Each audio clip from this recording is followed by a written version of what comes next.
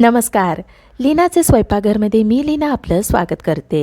आज या स्वयंपाकघरात तुम्हाला मऊ लुसलुशीत इडली कशी बनवायची हे पाहायला मिळणार आहे. चला तर मग आजच्या या रेसिपीला सुरुवात करूयात. इडलीसाठी लागणारे डाळ, तांदूळ आणि पोहे मी या वाटीने मोजून घेतलेले आहेत. इथे मी 3 वाटी रेशनिंगचे तांदूळ घेतलेले आहेत. तांदूळ नीट निवडून घ्यायचे. रेशनिंगच्या तांदळाला भरपूर पावडर असते, म्हणून पाण्याने 4 वेळा छान धुवून घ्यायचे.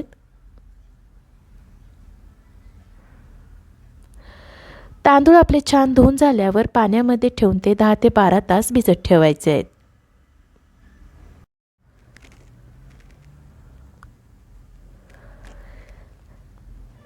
इथे मी 1 टीस्पून मेथीचे दाणे घेतलेले आहेत.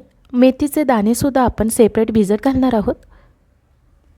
मेथीच्या दाण्यामध्ये पाणी घालून ते सुद्धा बाजूला भिजत ठेवूयात.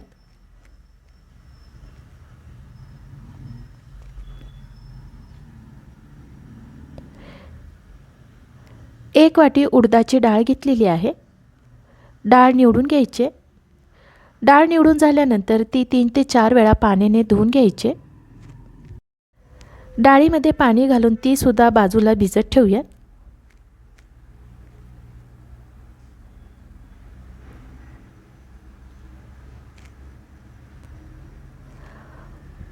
पाव वाटी मी पोहे घेतलेले आहेत. पोहे धुवून ते सुद्धा आपण भिजत ठेवणार आहोत. डाळ, तांदूळ, पोहे कमीत कमी 10 तास ते 12 तास भिजवून घ्यायचे आहेत. 12 तास झालेले आहेत. तांदळावरचे झाकण काढूया. तांदूळ आपले छान भिजलेले आहेत.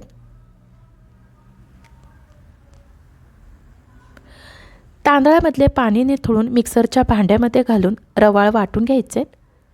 सुरुवातीला तांदूळ असेच वाटून घ्यायचे आणि नंतर गरजेनुसार त्याच्यामध्ये थोडं थोडं पाणी घालून वाटून घ्यायचे. वाटताना आपल्याला जास्त पाणी घालायचं नाही आहे, नाहीतर पीठ आपलं पातळ होईल.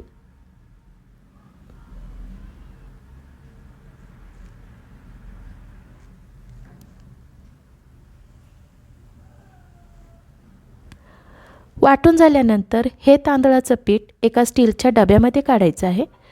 हे बघा, तांदूळ आपल्याला असे रवाळ वाटून घ्यायचे. याच पद्धतीने आपण शिल्लक असलेले तांदूळ वाटून घ्यायचे.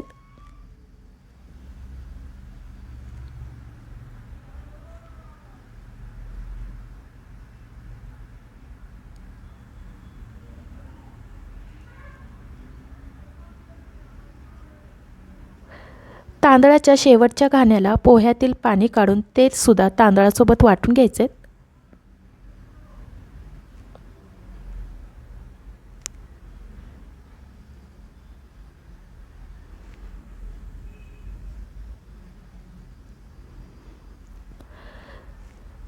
सगळे तांदूळ आपले वाटून झालेले आहेत. आता आपण उडदाची डाळ वाटायला घेऊयात. उडदाची डाळ सुद्धा आपली छान भिजलेली आहे. या डाळीचे पाणी आपण बाजूला काढून ठेवणार आहोत, कारण डाळ वाटताना आपण याच पाण्याचा वापर करणार आहोत. मेथीचे दाणे सुद्धा पाण्यातून बाजूला काढून डाळीसोबत वाटून घ्यायचे आहेत. मिक्सरच्या भांड्यामध्ये डाळ घालूया.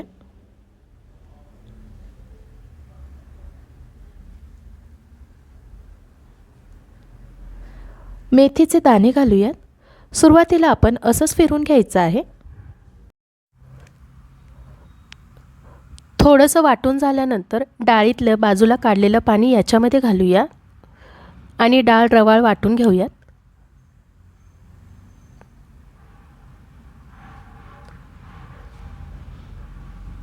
ही बघा, अशी आपल्याला रवाळ डाळ वाटून घ्यायची आहे. वाटलेली डाळ डब्यामध्ये ओतूया. सगळी डाळ वाटून झाल्यावर मिश्रण एकत्र व्हावं यासाठी पळीने खालून वरपर्यंत व्यवस्थित हलवून घेऊयात.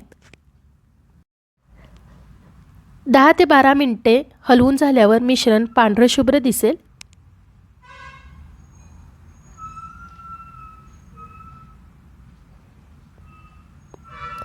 आता डब्याला झाकण लावून पीठ आंबवण्यासाठी डबा उबदार जागी ठेवायचा आहे. 10 तास झालेले आहे. डब्याचे झाकण काढूयात. इडलीचं पीठ आपलं छान फुगलेलं आहे. हे पीठ आता आपण हलक्या हाताने हलवून एका भांड्यामध्ये काढून घ्यायचं आहे.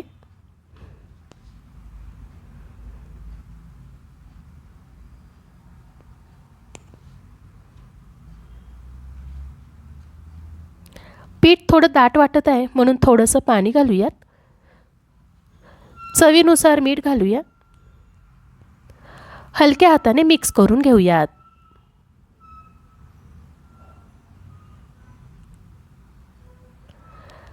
पीठ पळीमधून सहज खाली पडत आहे.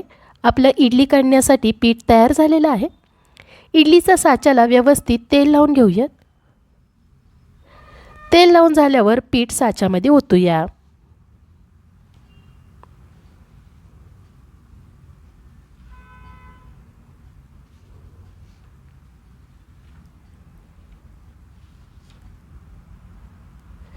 इडलीचे साचे आपले भरून झालेले आहेत.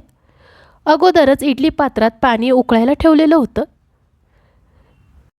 पाणी उकळल्यानंतरच इडली आपल्याला वाफवायला ठेवायची आहे.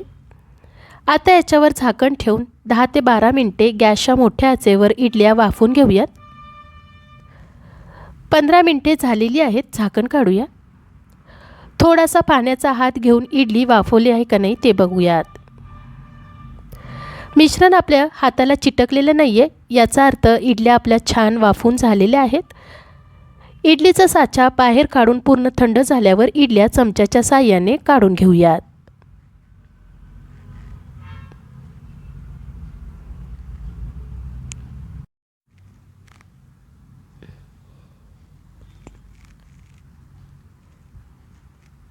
ही बघा इडली किती सुंदर दिसते.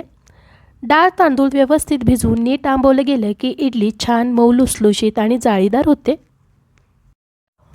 बऱ्याच वेळी इन्स्टंट इडली केली जाते, पण डाळ तांदूळ भिजवून आंबवलेल्या पिठाची चव इन्स्टंट इडलीला कशी येईल, त्यामुळे कधीतरी अशी इडली तुम्ही नक्की करून बघा. तुम्हाला जरूर आवडेल.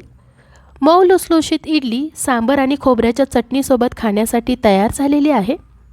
मला आशा आहे आजच्या या रेसिपीची तुम्हाला थोडीफार मदत झाली असेल. आजची ही रेसिपी तुम्हाला आवडली असेल तर लीनाचे स्वयंपाकघर या यूट्यूब चॅनलला सबस्क्राईब जरूर करा.